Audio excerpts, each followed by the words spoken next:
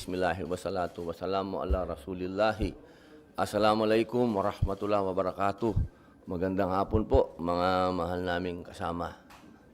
Sir, pwede na magtanong or may statement po? Wala po. Pwede ba hihingi lang po ng update kung ilang signatures na po yung para mag-object dun sa pagpapakontempt kay Apollo Kibuloy? Sa ngayon, nakakalima. Alhamdulillah, limang.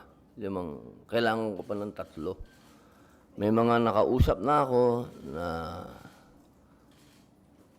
sa mga napakagandang paliwanag nila. Tinatanggap ko naman na hindi sila pumirma.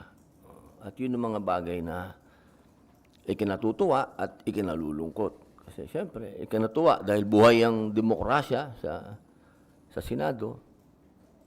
Nalulungkot dahil hindi ko pa nakukuha yung 8 boto hanggang sa ngayon. Sir, are you hopeful na makuha may 7 days? Parang 5 days na lang, sir, no? Or 4 Mhm. days left Oo. for you to get the remaining few signatures, sir? Inshallah, personal akong tumatawag, personal akong humihingi ng kahit na 5 minutes doon sa mga miyembro. Mayroon pa akong bukas, mayroon pa akong Sabado, Linggo. Sana mapagbigyan pa tayo ng mga hindi pa nagsasabi ng hindi sila pipirma. Sir, gaano po kahalaga sa inyo na mabuo yung 8 signatures para hindi pa contempt si Kibuloy? Napakalaking bahagi ito para sa akin, una, sa usapin ng demokrasya. Kasi talagang ang inyong mga senador ay lalo na ako, no? Kung mapapansin nyo, kapag yung paggalang na ibinibigay ko sa kapwa senador, masyadong mataas sa akin yun, yung ganong klaseng ano. Kasi democracy tayo eh. Katulad nitong kay Ma'am Senator Risa Ontiveros, sa malalim na pagpupugay at paghingi ng paumanhin sa kanya, ako talaga nakikiusap lagi sa kanya at humihingi ng paumanhin kung ako'y sumasalungat. Hindi sa kadahilanan na gusto ko siyang sagasaan o ano, kung hindi yun ang pangalan ng demokrasya dito sa Senado. Kaya ano man ang kahinatnan nitong aking motion na bawiin sana yung contempt, ang mahalaga sa akin dito, pinaglalaban ko to. Kasi demokrasya ito eh. Magkakaiba tayo ng prinsipyo. Hindi ito usapin ng kaibigan ko, si pastor. Hindi yon. Walang ganong klaseng hiwalay yon. Ang aking paniniwala dito, ito ay nasa DOJ na. Hindi naman siguro kalabisan kung hingin natin sa ating mga kasama na wag nang dalawang sangay ng gobyerno pa ang gagawa ng investigasyon. Merong judiciary, meron pang House, meron pang Senate. Parang yon, sa resources ng gobyerno, parang doon na sa isang parang masyadong magastos ba sa aking palagay. Pangalawang punto, in aid of legislation, pagka inisip ko, kapag ito ay pinag-usapan natin ng palalimin ng umaabot sa iskandalo, parang para sa akin, malinaw na, ano ba to? Parang sa konstitusyon natin, meron talagang paghihiwalay ng Estado at religion. Dito, sa nakikita ko, pagka nagpatuloy sa ganitong proseso, parang sinasaklawan na ba natin, magkakaroon ba tayo ng mga panukala na sasagasaan natin ang religion? Kasi ang papunta na to eh, hindi na, wala na kay pastor yung, napupunta na doon sa buong organisasyon, sa buong religion nila. Para sa akin, total, andyan ang judiciary, sila talaga ang pwedeng magsagawa ng investigasyon.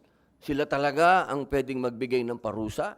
Aba, siguro pagkatapos nilang magdesisyon at kung ano ang ilabas ng judiciary, yun ang kunin namin sa legislative at doon kami, in aid of legislation, gumawa ng batas. Pero siguro sa pagkakataong ito, pinakamainam dito, para sa aking paniwala, inuulit ko po, nirirespeto ko, ginagalang ko, para sa akin, karapatan ni Senator Risa Hontiveros na ilaban ito. Ako din po ay may opinion. At yan ang opinion ko. Nandyan na yan sa DOJ, iwan na natin sa kanila.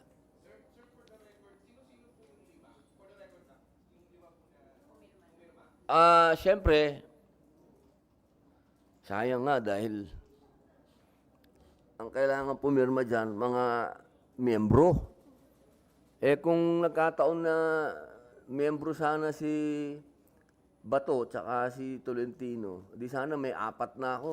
Ngayon, dadalawa kami ni Senator Go na PDP laban, si Ma'am Tita Mama Bear, Cynthia Villar, 3, si Ma'am Gabriela Silang Marcos, pang-4, at si Super Rider, Senator JB Ejercito. 5 kami. Kulang pa kami ng 3, boss. Oo. Tulungan mo naman ako.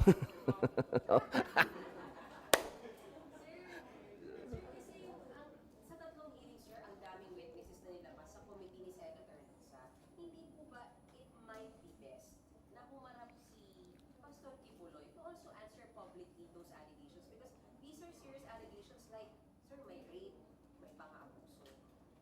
And many people are saying, humarap na lang siya, sir. Sa akin kasi, mahalagang sa akin ang testimony ng mga nag-a-accuse. Kasi, yan ang pundasyon ng ating konstitusyon. Ang sabi ng konstitusyon, ikaw ay inosente hanggat ikaw ay hindi napapatunayan na nagkasala. Okay, napakahalaga nun. At yun, nag-a-apply yun sa akusado at nag-aakusa. Diba? Ngayon, pag ikaw ay nag-aakusa, dapat, para sa akin, hindi ka dapat,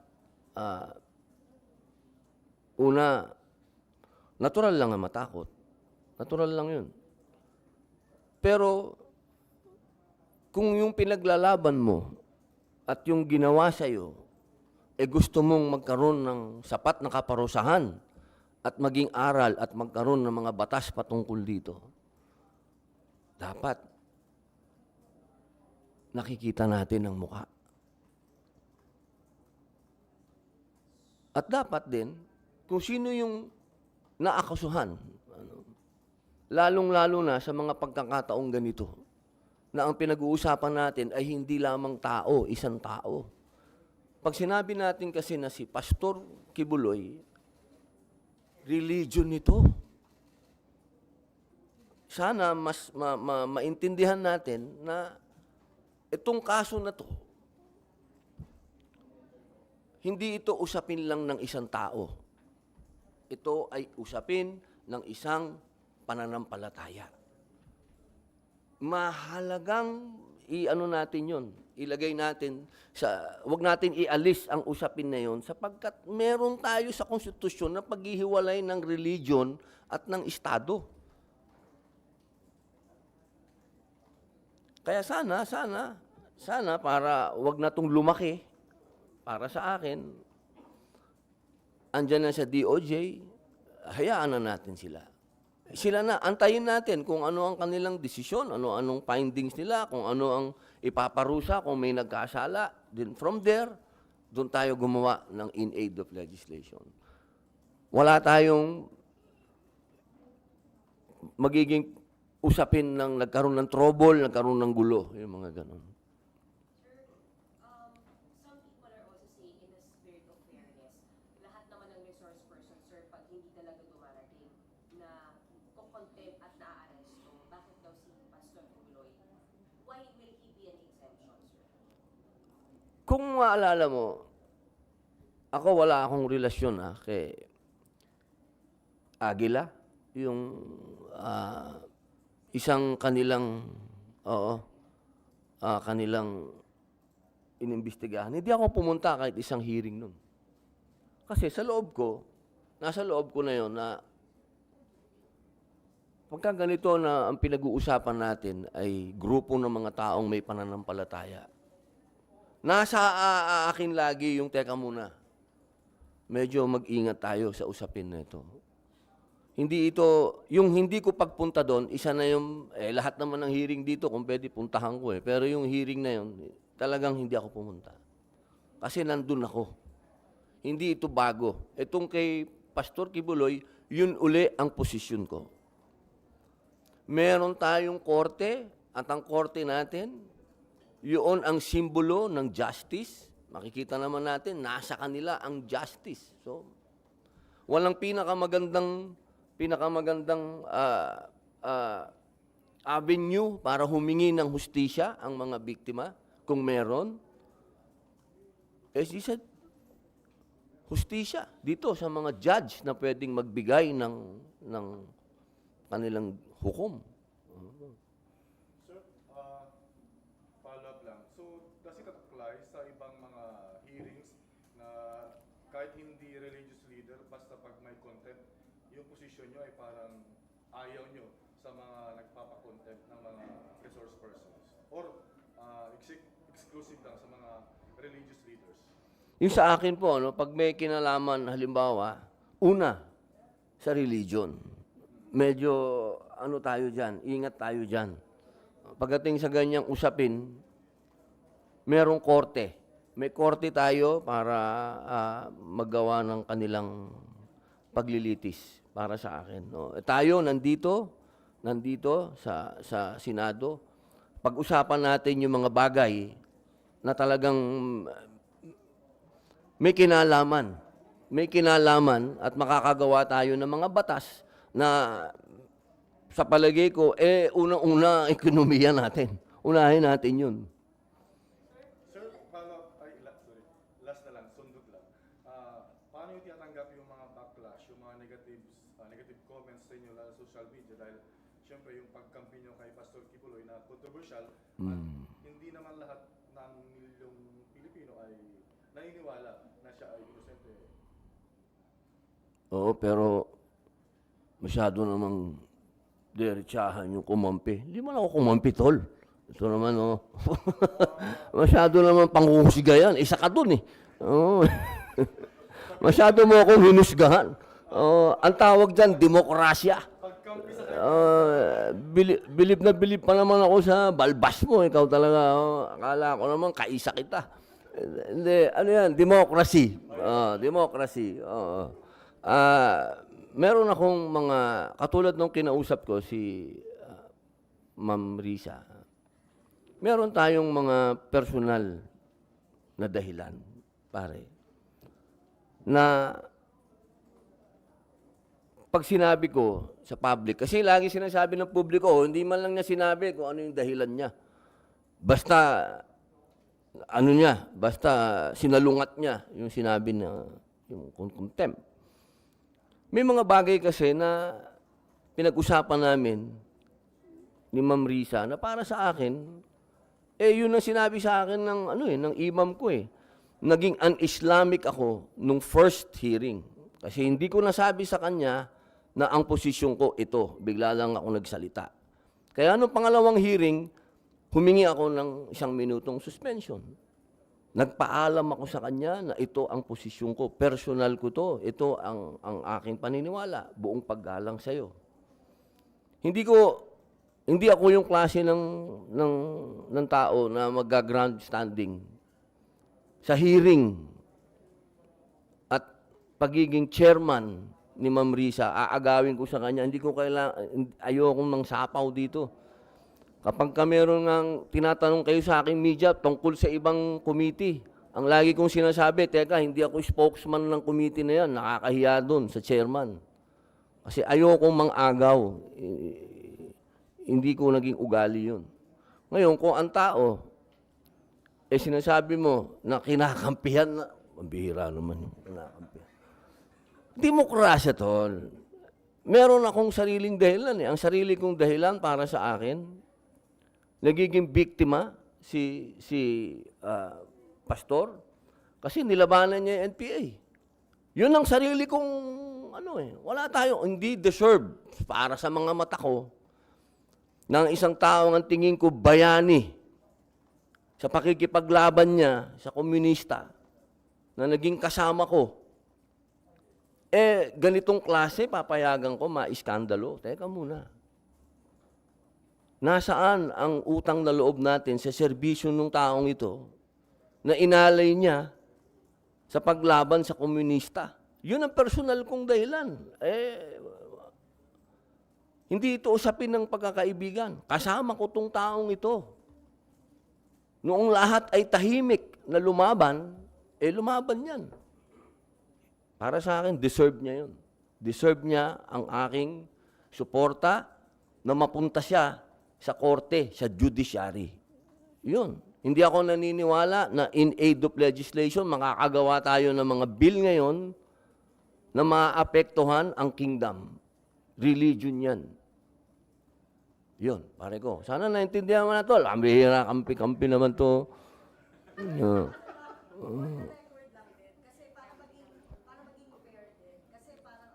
Ito pa isa. Sana naman hindi fair na naman ako. Para lang maging fair, masagot nyo rin. Kasi ang sinasabi ng mga sa social media, lumalabas na, ay hindi, napag-utusan lang yan. Napag-utusan na si Senator Robin para mag-check. Kasi daw po close si Pastor Kibuloy kay dating Pangulong Duterte. Paki-clarify. Magandang tanong yun. Kasi ang posisyon ng aming chairman sa PDP laban, pumunta si pastor, di ba? Sabi niya, yun ang posisyon ni dating Pangulo. Magkaiba sa posisyon namin. So wala akong sinunod na may nag-utos sa akin, ganun. Wow. Naman, ma'am. Revolusyonaryo, utusan lang. Sayang naman yung bigote ko. Di ba? Hindi ako utusan ng kahit na sino. Paniniwala ko, para sa akin, magkasama kami ni Pastor lumaban sa komunista. Hindi mawawala sa isipan ko yun. Sir, sa ngayon, ilan na po yung pumipirma doon sa written objection? 5 po. Opo. Pwede nyo pong sabihin kung sino-sino na yun? Opo, si...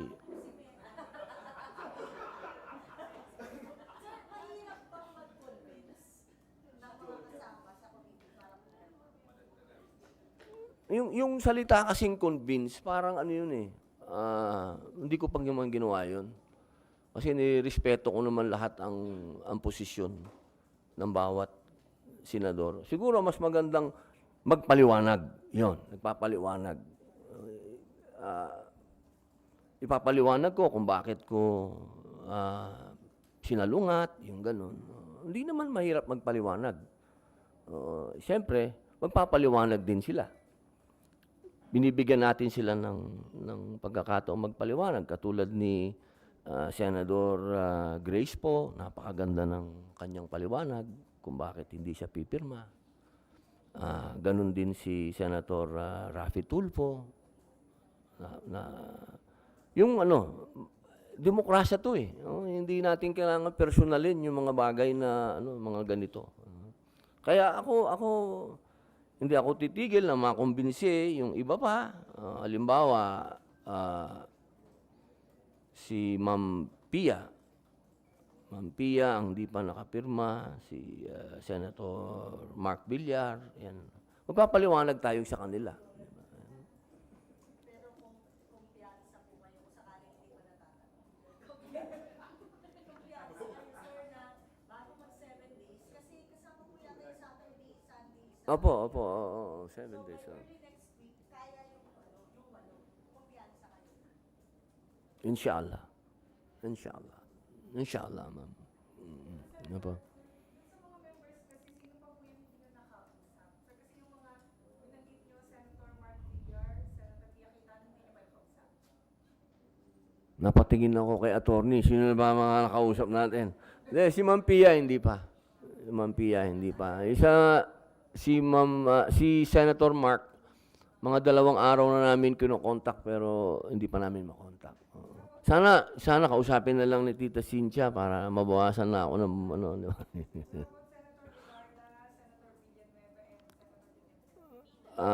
Siyempre si Senator Coco wala na dun sa numero kasi siya nga yung nandun di ba? Siya nga yung nag-conquer dun. Titingnan natin. Alam mo ang mahirap,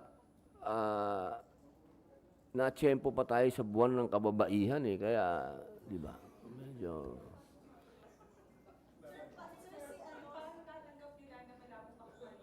Hindi naman, mas mahabang paliwanagan lang. Oo. Sir, Sen JP and Sen Go, nakausap niya. Tapos na po, nakapirma na po si ma'am naman Oh. Ma'am, ito, sabihin ko na para si Senator Go, Senator Ejercito, Senator Cynthia Villar, Senator Marcos, tapos ako, pang-5.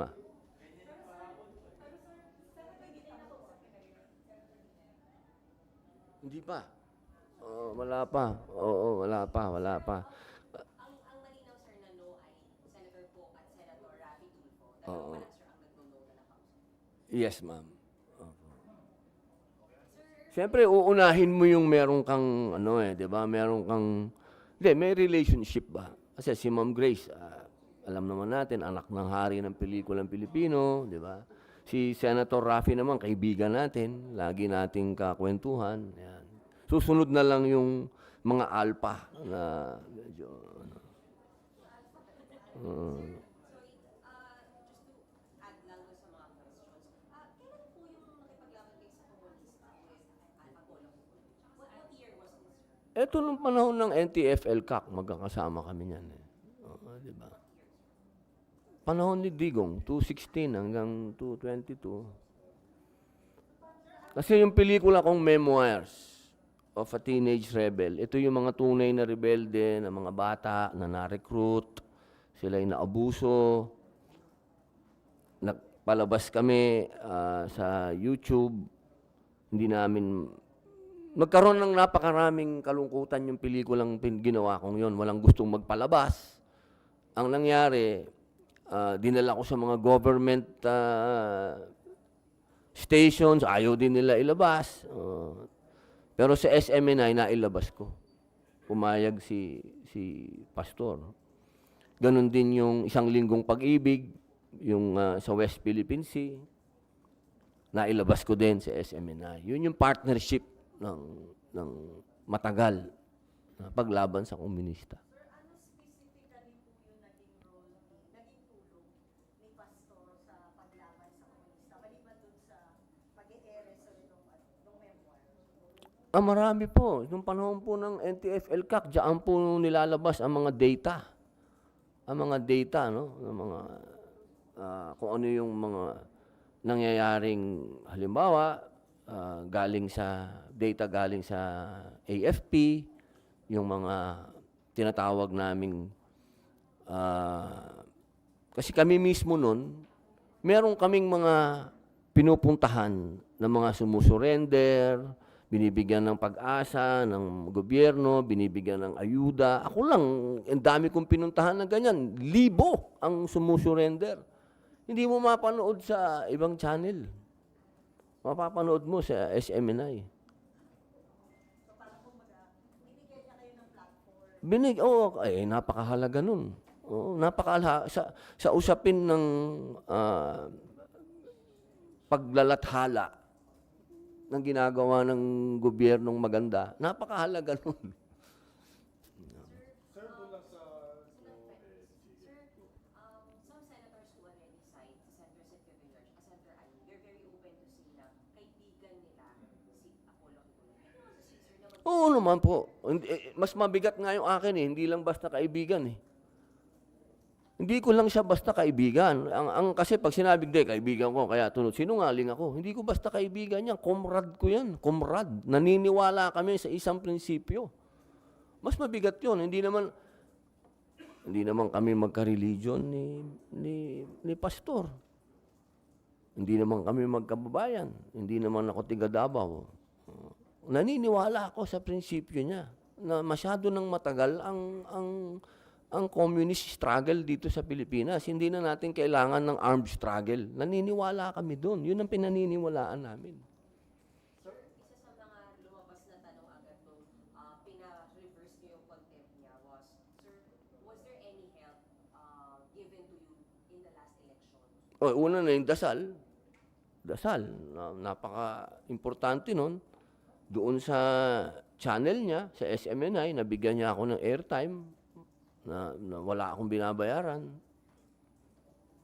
Yung mga panahon na walang tumutulong sa akin dahil ako naman ay walang pera sa kampanya, wala akong pambayad ng helicopter. Hindi, meron akong pera pero para sa mga anak ko. Hindi ko gastusin yan sa politika. Hindi ako naniniwala dun.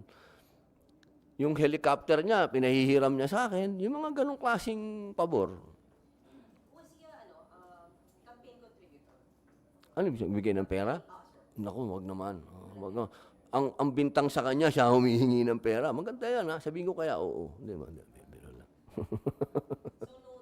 Wala po. First, like, pahiram ng jet niya. Ang sa akin kasi parang hindi naman yun para sa politika. Parang sa akin naniniwala siya na ako magiging instrumento ng Panginoon Diyos sa pagbabago ng bayan. Parang ganun. Kasi parang ang hindi naman maganda dahil pinahiram ka dahil kandidato ka. Siguro naman pinahiram niya ako dahil naniniwala din siya sa aking adhikain. Sir, gano'n na katagal yung friendship niyo ni Pastor Kibuloy? Other than yung panahon ni Digong? Hindi, iba kasi yun eh. Iba yung kay Digong, iba yung kay Pastor. Meron kaming sariling... Oo. Kilala ni Pastor? Matagal na, panahon pa ni GMA. Kasi kasama din si Pastor sa cluster of peace ni Pangulong GMA eh. Magkasama kami doon. Ganun nakatagal ang pagsasama namin sa adhikain, ha? Hindi sa usapin ng pananampalataya o ano, kundi sa paniniwala na kailangan natin ng kapayapaan sa bansa natin. Si Senator Sincho, openly sinabi niya kanina na sa kanyang pagkakilala kay Pastor, hindi raw na magagawa yung mga ipinaparatang sa kanya. Do you share yung parang... Aba, pag sinabi ni Mama Bear, pangahawakan ko yun. Oo, kasi siguro mas meron din silang pagkakakilala kay Pastor. Iba sa pagkakakilala ko. Kaya napakagandang marinig nun. Malalim yung pagkaibigan niyo bilang lalaki. On some occasions, wala po siya nababanggit na yung usapang lalaki ba? Sige, ito maganda. Ay, naku. Parang malabo naman yun sa isang Muslim at sa isang pastor mag-uusapan ng ano. Kwentuhan ba? Oo, wala. Oo, kasi wala na rin sa edad namin siguro. Siguro kung pwede niya ako mabiro ng ganun kung mga panahon pa siguro bago umakulong. Pero ngayon na alam niyang takot ako sa asawa ko, hindi ako mabibiro ng ganun. Kahit na sino sa mga kaibigan ko, kakilala ko ngayon, hindi na putok yung ganun na sino yung maganda, yung ganun, hindi na. Sa ngayon, laging ang pinag-uusapan, pare, paano ba yung bayan natin? Ano magagawa natin sa bayan natin? Ano? Sir, about Chacha lang po. Sir, sa House po kasi pumasa na sa committee level yung RPH 7. Ano po yung reaction niyo dito? At sa tingin niyo po maapektuhan nun or magpapabilis dito sa Senado after mag-isip? Alam mo, ma'am, bilang respeto kay Senator Angara, ayaw ko muna talagang magkomento dyan sa Chacha. Kasi una sa lahat, alam lahat ng tao na pabor ako sa Chacha.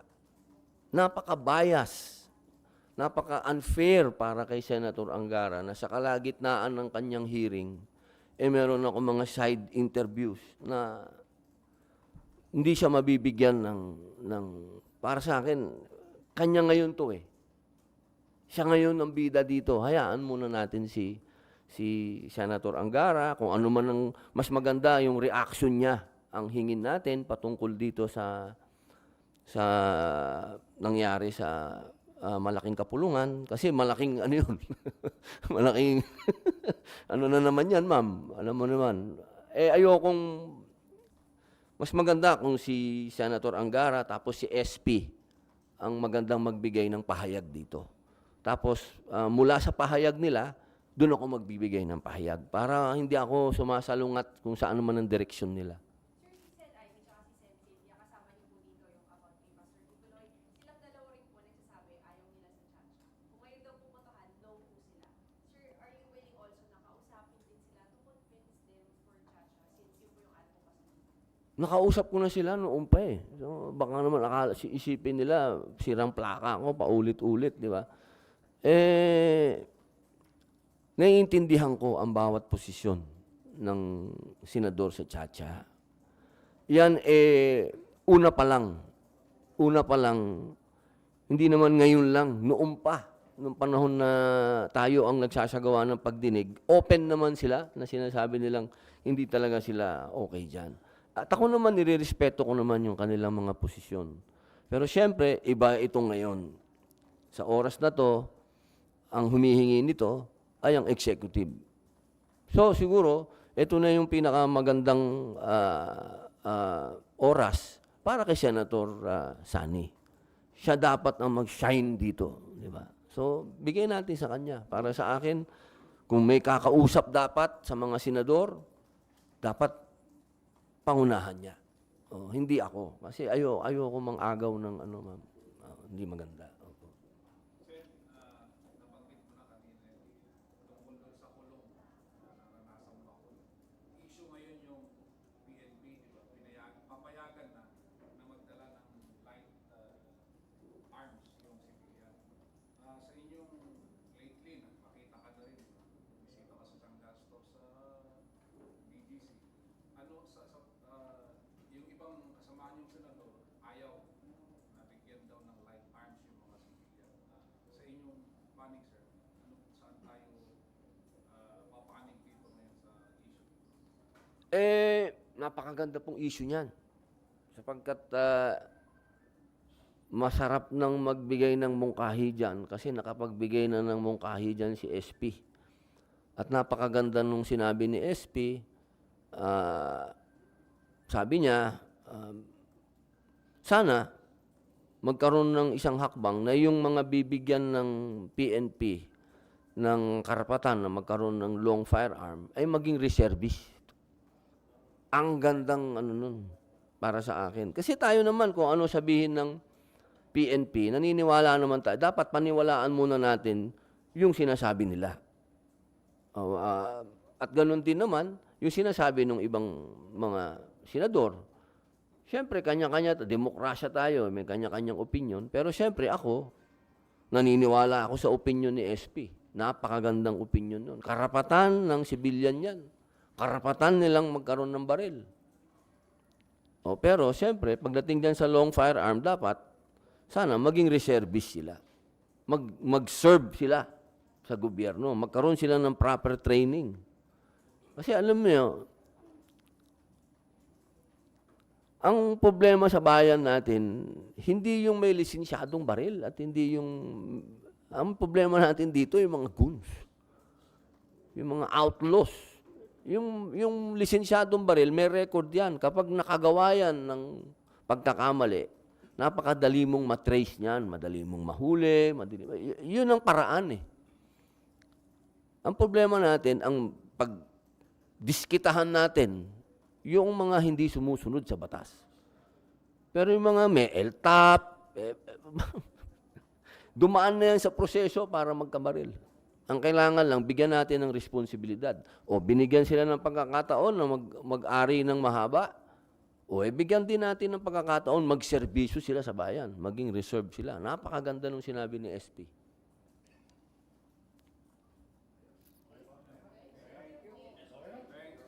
Opo, salamat po. Thank you, Tol.